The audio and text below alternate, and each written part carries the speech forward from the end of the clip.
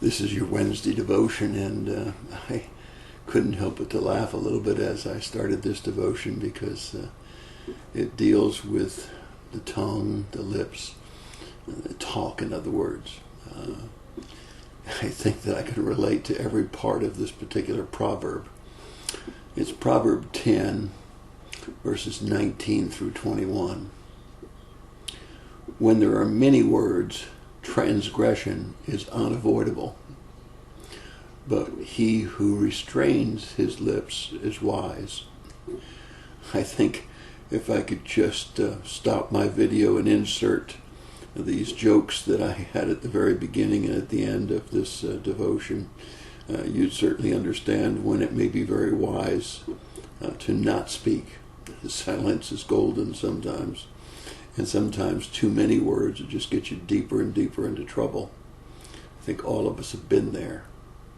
It goes on in verse 20 and says, the tongue of the righteous is a silver, choice silver. The heart of the wicked is worth little. We can do so much with the tongue if we're righteous. When we compliment, when we praise, when we encourage, there's just so much good that we can do with the tongue and the lips. And yet a person who is not righteous, a person who has a wicked heart, is worth very little in that situation. And finally, verse 21, the lips of the righteous feed many, but fools die for lack of understanding. The lips of righteous feed many. It's really, really important when we think about how we use the tongue and the lips. It's really, really important to think about the damage that can be done. It's really, really important to realize that sometimes many words can only make things worse. And it's really important to remember there's a time just to be silent. There's an old phrase that I remember hearing lots of times in the business world.